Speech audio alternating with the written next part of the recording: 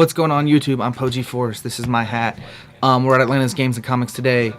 It's Saturday. It's after 5 o'clock. It's late, and Nathan's getting a phone call. Hello? You're at like less than that. You fetched twice, and I'm finishing up at the card shop now. and that a bunch of times. I'm not sure yet. You know, that could be a bunch. Like, add it. They're taking care of the stuff. Bunch is an actual number. Like, I'll Is talk this to you later blooper reel about it, okay? material? Yeah, blooper reel. Okay. man, that was the most unfortunate. Bye. Like, But we thought we'd talk about the nature of civilization because we've been playing it a lot today. We kind of got on the subject earlier today when I was talking about how most of the popular nature mana generation choices are turn 4 stuff. You got Bronze Arm Tribe, who's turn 4. You got Reap and Sow, which is turn 4. And then Razorhide doesn't get to do anything till turn 4 because he's a turn. He may be turn 3, but he gets sickness. So he doesn't get to actually generate you any mana until turn 4. He got quiet. Until some very sneaky stuff comes around that we might be able to do, like maybe something. Like I mean, combining there's fire. some like 2-drop mana generation answers, but they're not very popular. Like ever since the beginning, Sprout was hugely unpopular because it's an instant -1. You don't know what you're getting. Every mono nature deck should play Sprout. Period. Yeah, we've been playtesting Sprout a lot today, and we've really been enjoying it because it speeds the decks up immensely. Because If you get it turn 2 or turn 3, it makes an extreme difference. Because if you get it turn 2, you can turn 3 do a Bronze Arm Tribe, or turn 3 Reap and Sow. If you get turn 3, you can do a turn 5 Prickleback and then evolve into a Bronze Arm Sabertooth on turn 4. Straight out swinging. because I mean, one Not to thing mention that other great plays that are in the deck. Yeah, Mono Nature also runs a lot of really big creatures A lot of that beat need sticks. the massive mana ramp. That's the more mana you got, the more big beat sticks you can play at once. But my original comment was about how nature, as we've been playing it over at Comic Kings, has been lacking, largely because we lack this early game mana generation. So that way, by the time we have any mana generation going, it's turn 4. Both players already have 4 mana, and usually most decks, 90% of the deck will run off of 4 mana. So it's like you're not ahead of your opponent any at that point, and it's already too late. You want to be trying to get things out turn 2, turn 3 to give you that lead so that we can gain that momentum and keep that momentum. From my experience today, if you're running Nature at all, even in a dual civ deck, you have to run Sprout. Sprouts actually get worth a lot more than people give it credit for, because everyone is concerned. Everyone at Kings especially seems to be especially concerned with hand and field advantage. Like a lot of people are concerned with Reap and Sow because they don't really consider it advantage because it's replacing itself in your hand, and sure you're getting 1 mana out of it, but they're like, oh, you don't really have any advantage. Mana advantage is still a big deal because the more mana you have, the more you can do in a turn, and the more that you can overwhelm your opponent, because nature's a very aggressive civilization. I've been playing the nature deck all day today. I've got my neck deck laid out down here. We can show Neck deck. a breakdown of the deck here. Got a lot of glare, so we'll have to pick the cards up as we talk about them. We've got 3 Pricklebacks. Necessity for the deck. We'll call this a deck profile at the same time. This is Nathan's mono nature deck. It's leaning pretty much into being a Beastkin deck.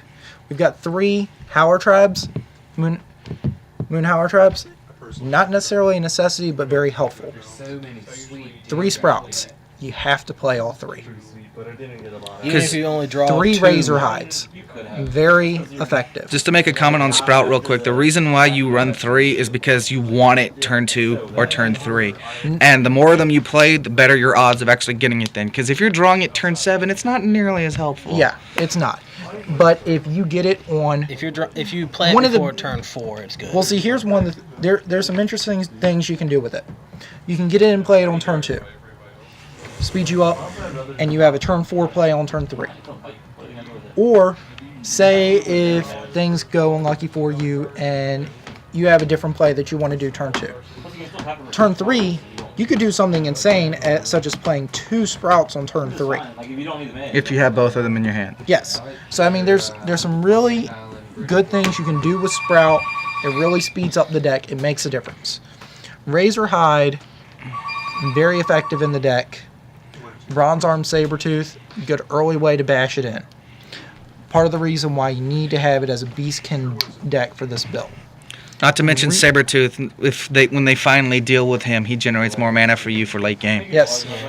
Reap and Sow, you're getting to pick which one's going to your mana and setting yourself up for later with the card in your hand. Bronze Arm Tribe. I'm playing 3 currently. When I get a second Great Arena, 1's getting dropped for another arena. Because arena's where your card advantage is going to come from. But the Bronze Arm Tribe, as good as it is, isn't necessarily an essential at 3. Return to Soil. You have to have your defense. This is your defense. Just as you have defense in Root Trap and Tendril Grasp. I'm trying to switch Root Trap down to being a second Tendril Grasp, even things out, but it's very essential. And Tendril Grasp will actually speed you up. It may be to your benefit sometimes to actually Tendril Grasp when you're not hitting any enemies. Yeah. In the match that's coming up before this, you will see Nathan actually Tendril Grasp to +2 mana in order to speed his deck up. And it was needed in the long run. As I just mentioned, Great Arena, it's going to speed the deck up, giving you your card advantage. Silver Fist, I haven't had much chances to play him. I haven't had many opportunities, but when I do play him, he makes the difference. He's practically the reason why it's mono nature. With him in the deck, you have an 8,000 double breaker for 5. If I'm not mistaken, everything in the deck is Beastkin with the exception of Great Arena, isn't it? Yeah. No. Lepidus. Lepidus. We'll get into Lepidus in a minute. We've already mentioned Root Trap and Tendril Grasp. Now here's one that's been getting debate today. But it's just his personal tech choice. It's really showed the difference. Bloodmane. Roaming Bloodmane. Test him. See if you like him yourself. But the main thing that's given him the advantage is the tactical camouflage. The ability that he can't be blocked by creatures with less power than him. So anything less than 6,000 isn't going to do the job of protecting them. Which is like majority 99% of most blockers played. I've seen one person playing Keeper of Twilight. That and Grand Guru are the only blockers that I'm even aware of. That can naturally and King Tsunami. But who plays King Tsunami? Well, you've got Mono Warder that can play Reef Guardian. Reef Guardian can bump. But it needs to be in Mono Warder deck. Yes. And if someone is actually going through to actually playing Ravu as the evolutionary, you have Ravu. Who's 11,000. But other than that, evolution, so. Other than that, it's very limited on what will actually be able to block him. Yep. And 2, Ravu makes it where he'll have other people that can block. So he's got a good advantage. He finishes the game. And on top of that, he's a double breaker, so. Yes. Yeah. Lepidus here. Now, weren't you talking that if you could get Bestial Rage, you would consider that over Roaming Bloodmane? I would actually change the deck up a bit. There'd still be Bloodmanes in it, but it would actually be 1 out of the Silver Fist and the Bloodmane to put in 2 Bestial Rages, Tatsurians. Bestial Rage Tatsurians.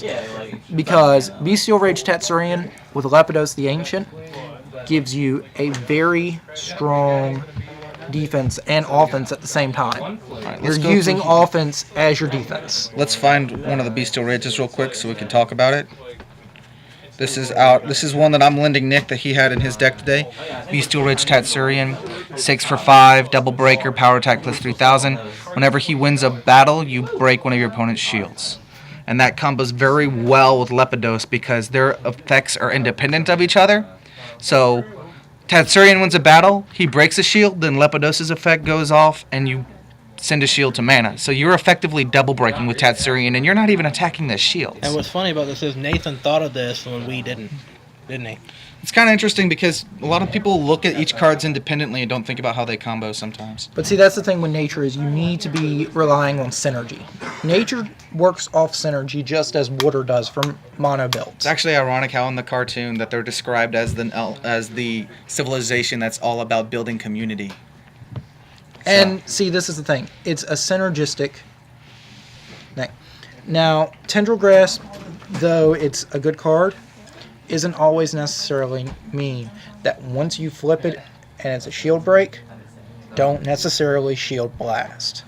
I mean, that goes for like any blast really, but Tendril Grasp is a card that you have to be careful how you use it. Yes.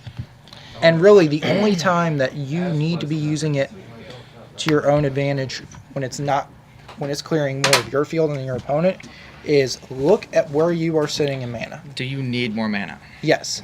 Look at the way your deck personally is built. Mine, I know 8 is my number. So Tendril Grasping up to 8 does the trick. Because here's the thing when you Tendril Grasp to 8. You've got yourself set up to immediately play Lepidus. You can throw out a Blood Mane with a Prickleback. You can Root Trap and Prickleback in the same turn. You can immediately go to Flame Spike from 2 of your creatures in the deck. Or you can go up to Bronze Arm Sabertooth from any of the creatures in the deck. What's cool about Bronze Arm Sabertooth is he cannot die, pretty much. And when he dies, he goes to mana. Yeah. Sabertooth's a very big card. And at 4 mana, he's fairly cheap. And when he dies, he generates at the minimum 2 mana for you. I don't know why you would play him on top of a Flame Spike to generate 3, but if you're like really desperate and you got a whole bunch of Sabertooth in your hand, I suppose you can play them on top of each other. So when it eventually dies, you generate 4 mana. But Flame Spike, I wouldn't suggest it. Flame know. Spike I'm- will I'm- never it was- die from an attack, will he? unless it's a Slayer, I don't see it happening. Yeah. There's nothing currently that can outdo them. Unless they have like all So in kinds other of words, buffs. Combos, the only way there you are can- combo ways of doing it in. Yeah, but the only A true good wa- example... Like there's would- nothing straight power-wise that can beat. Yeah. Flame A Spike good way to hits, combo it would, say, in... Sasha. We'll take Sasha as an example. Well, I'm saying just combo to beat them Well, in yeah. battle. A good combo would be in Fire. Since Monofire has the abilities to keep throwing on power attack. I think someone got close to it with me earlier. My sister, I was playing her the other day, and she had a Silver Fist out in her Mono Nature with 2 Raging Goliaths, as well as an Essence Elf. It got it very Yes. close. If she had one more Raging Goliath, she would have been big. So it makes a difference. Raging Goliath could work in this deck as it is a Beastkin deck. I actually took it out. I also tried Essence Elf and took Essence Elf out. It's really... Both Essence of those Elf- cards come down to personal preference. But the one thing I will say is, just because a card's good doesn't necessarily mean you need to be playing 3 of it. And one of the things I am noticing is a lot of your bigger cards in this deck, 2 is a good magic number because it gives you a diversity. So you can throw more of those threats in that actually answer to different things. So as I was saying, I want to put the Bestial Rage in here when I get them. But Oh, to do to make so, it- I'm going to have to drop a Blood Mane and a Silver Fist. At one point, I was playing Forcet in here. He's 7,000 for 5 with double break. I see. I personally wouldn't play Forset because if your opponent plays a big monster, Forset can't be the answer to that. But I do personally also like Essence Elf, and a lot of people do, because that 1,000 power can mean the difference between a bump and winning. There have been several times today, especially, where we both have Bronze Arm Sabertooth in play, and mine comes out on top because I have an Essence Elf in play, so mine gets to continue on fighting. We're doing finger match. And it also comes down to, The are you bangers. playing a mono versus a dual or even more nature deck? Like, Like, really, for instance- Essence Elf is kind of like the mirror match breaker. Yeah. Because that 1,000 power makes a difference. Like, And- for instance, my deck is light nature, and Essence Elf doesn't mean very much yeah. to him. So Because neither of us have played anything like it today. another thing on Bestial Rage, Lepidus isn't the only thing that combos with him. Like you can run light with him. Have Earth or Orion. If you don't know what Earth does, he taps anything that's not a blocker on your opponent's side of the field. So he's pretty good when he comes into play. And he's also a double breaker, but he's really expensive. And Orion can also set up for Bestial Rage. Taps 3 when he comes into play. Incidentally, we did cover all of Nathan's deck. It is exactly 40 cards. Generally, like to kind of go off of just nature here, in my opinion, if you're running a mono civ deck, you should always build a minimum, like exactly 40 cards, because because it's going to be a very aggressive deck. And if you're running anything other than water, your draw power is extremely limited. So you don't want to have the deck be too big, because you're going to make it very difficult on yourself to reach Even those with mono options. nature, I wouldn't suggest going over that 40 cards. I would keep it exactly at 40. Make your cuts appropriate.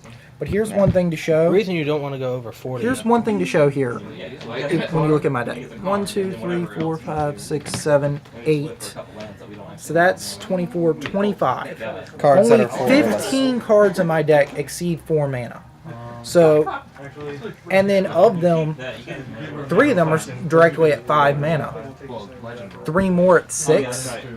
I'm capping And out two at of those 8. and 2 of those 6 are speed attackers essentially, so they can attack the turn they come into play. Yeah, so like I said, even though you're mana excelling, you should be looking at dumping your hand continuously. If you're playing nature and you're sitting in cards in your hand and it's late game, You're done. You've lost. you haven't been playing. You haven't been optimizing on your potential for that deck. The deck itself needs to be pretty much, say for example, I'm just playing, here's my hand here. It should be Mana. charge, play, play. Maybe even play some more. But if you're staring and you're top decking a lot, then you're definitely playing as aggressively as the deck requires. Nature, you to because play. nature has no blockers. It lacks destruction in comparison to fire and darkness. That's the only downside. It has no blockers. It has no hand control. Its field control is limited. It's all about playing the biggest guy possible and swinging every turn if you can. Instead of field control, it has more mana control. Oh, mana excel, but Oh yeah, but nature is all about being very aggressive. It's literally got no defense. Yes. Pretty much. Its So you defense don't is- have the time to sit back and build up. You're not playing a control deck. You're playing an aggro deck. You gotta go. Treat it like as soon as you treat play it like something, Rush's attack big as soon brother. as you can. Treat it like Rush's big brother because you That gotta. is a good way to put it. Because you're not. Well, Rush is like playing all the small cards and it's like dropping 3 creatures in a turn if you can. This is like play as many Going big guys back as possible. To Prickleback, there are only 2 instances where Prickleback should not swing. Because if they have a blocker who's bigger, If they have a blocker who's bigger, and instance number 2, say you played Prickleback on turn 1, but turn 2 you went and played your Well, Sprout. we know how much mana. by turn. You may choose, you might want to keep Prickleback back, Especially so if that you're sitting turn on 3 you can evolve Prickleback into a Bronze Arm Sabertooth. I'm really trying.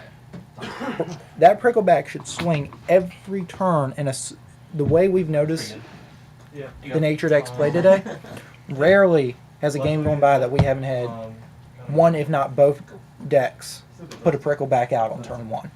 Pricklebacks, especially because we're trying to limit these. Nick cut his deck down from 45 cards to 42. It may even be smaller than that now. 2 days ago it was 47. I cut it down by 5, which made it 42. And then we just cut it down to then 40. I made it 45 again today, and then recently, then like maybe 20 minutes ago, we made it 40 exactly. And we updated his cards around to make it more efficient around the theme of what his deck does. And now he actually managed to win a match, Now that which he had not done all day. So Yeah, so no we've- offense, Nick. Oh, I know, but We've like I act- said, the deck's been going through experimentation. I've been trying to find a good Yeah. build for it. But I mean, really, if you're not playing a multi-civ deck with water, because water has all the best draw cards, you don't want to venture too far past 40 because it's going to be difficult to get the cards when you need them. I found that out the hard way. But cards that are debatable in nature.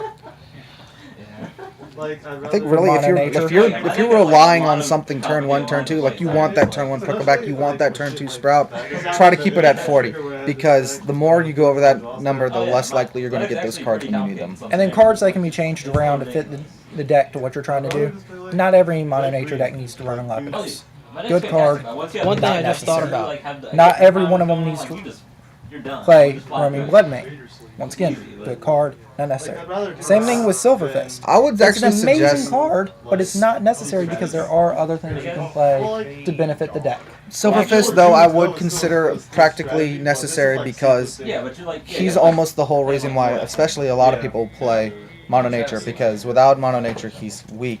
But in Mono Nature, he's easily one of the biggest beat sticks at an incredibly affordable price. Yes, I'm not going to debate that. Also, I've just realized something. I just thought of this. You have to be extremely careful when going in the late game with nature because it's easily possible to deck out with all the mana excel. Like if you can I continue. wouldn't say that. We haven't decked out once today. I know, but it can happen. It can happen. Very rarely. I mean, I was playing him on a water deck that drew like 2 cards, say- 3 say cards for- every turn, and it didn't deck out, and it's let's- 40 cards too. Let's say, for instance, this. Let's say, for instance, for some odd reason, someone's letting you keep a razor hide on the field. If they're letting you keep a razor hide on the field and you're swinging every turn, you've won by turn 7. Yeah. But this is what I've got here for Mono Nature.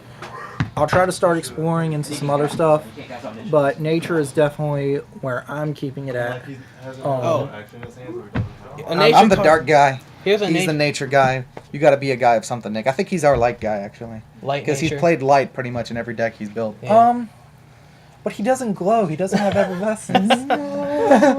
maybe if we gave him a halo. What if we put a backlight behind him? Actually, I like that idea. I do have yellow on my hat. Yeah, but That's not good enough. But you've also got You're- purple. You ain't the darkness master I am. You're not glowing. You Come gotta on. glow. Bring out your inner fairy. Started to a woman to get pregnant. They say pregnant women glow. No. That got disturbing. Let's back up a bit. Let's back They up got a a bit. little racist. Roll back. Let's stick with fairy. Roll back.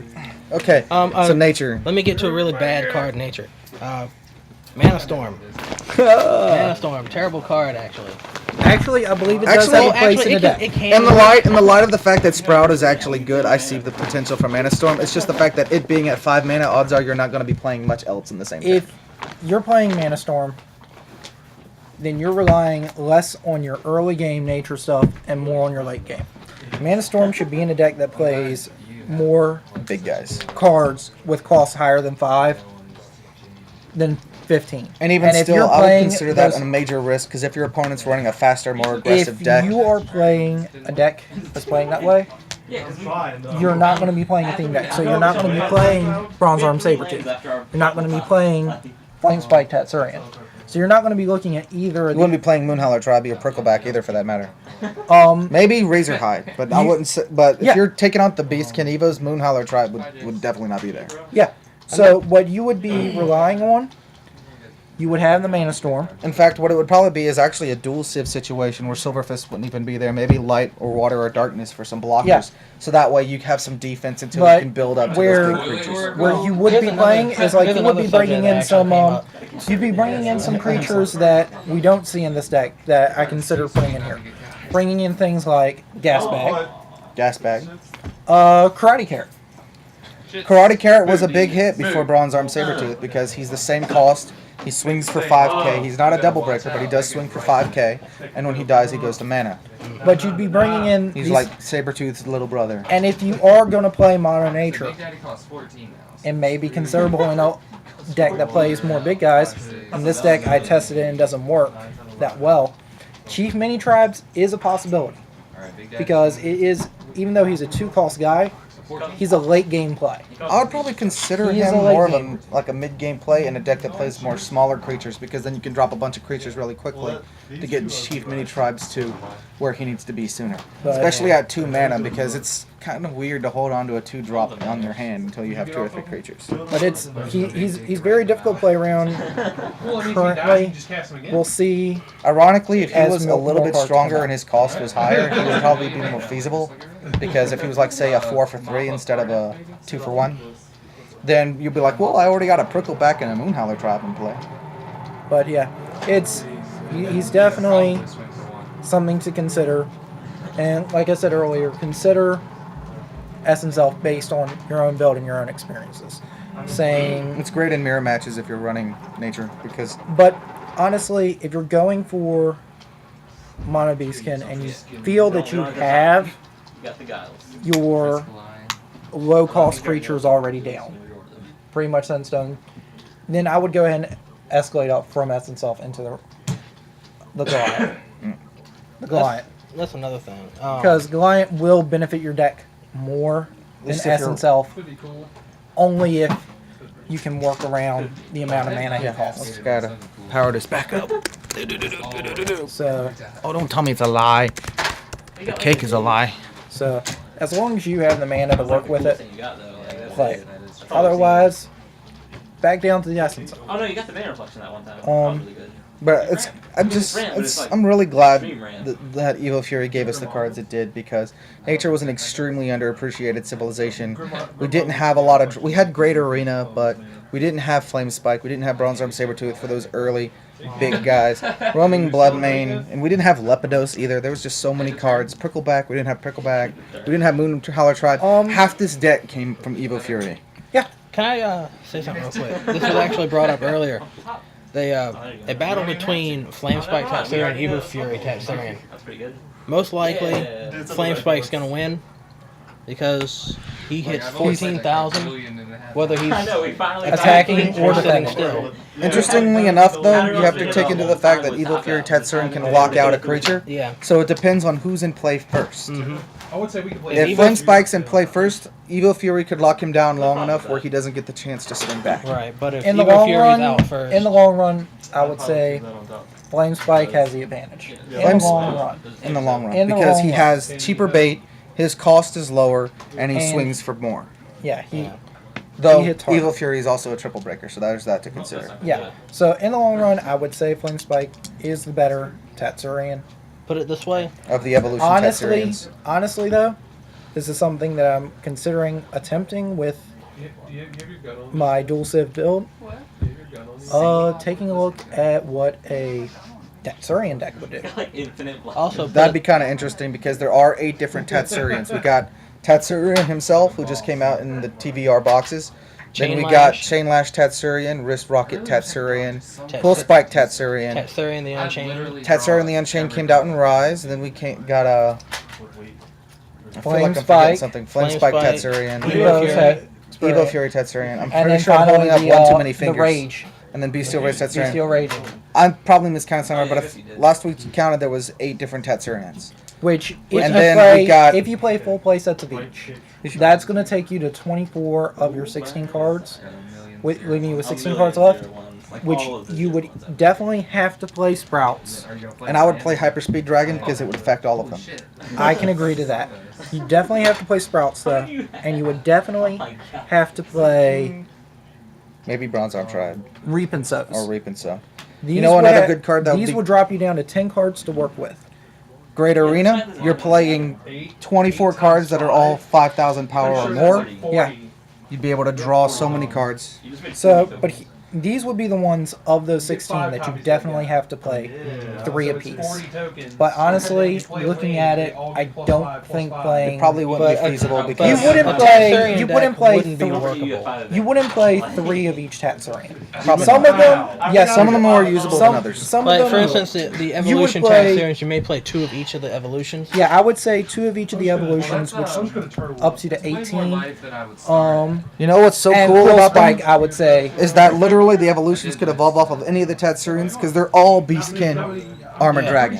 Yes. So you could play Evil Fury Tatsurian off of Coil Spike. You could play this off of Tatsurian the Unchained. It doesn't matter. But the only thing is, Evo Fury has to come off of an Armor Dragon. Nick, they're all both Armored Dragon Beastkin. That's exactly my point. So, like I said, They're dual race, which means that you could play any Tatsurian Evo on top of any Tatsurian. it's. I don't know if I would even play 3 Coil Spike, to be honest. That's not a very good I card. wouldn't. That's what I was saying. I wouldn't play 3 Cool Spike. I'd If play any Coil Spike at all. Yeah, Cool Spike might not make the cut, but I will definitely look into the deck. Coil Spike and is, in essence, like a weaker version of Flame Spike, because I will look into Coil the, Spike only works when he gets attacked. I will And then look his into power the is deck. One thing I learned from knowing Nathan, he's actually really good. There was like 6 Avenger triggers stacking up. So I will look into the deck. I'll shoot some ideas. We can work on building it maybe as a group project. That'd be fun. Group project later on. We got a lot of And we can do it- Tatsurians. That could be fun. We can do it as a. Sean by himself how about has a every challenge? Tatsurian, at How least about? one of. How I about? don't have Unchained, but I do How's- have all the other ones. How's about this as a challenge? What?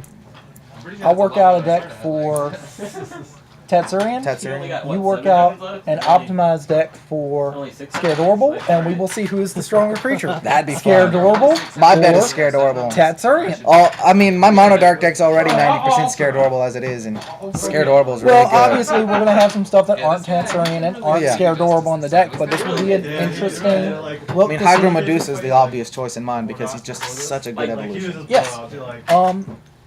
So we'll take a look into it. We'll optimize decks, and I guess that makes Nick our Gorgle guy. I think, You know, I wish Tatsurian, Squeaky, If I can get a hold Glurgle. of the Glurgles and Gurgle. I guess that means light water. That's what Gabe does. So Yeah, he can be he's the Gurgle. light guy.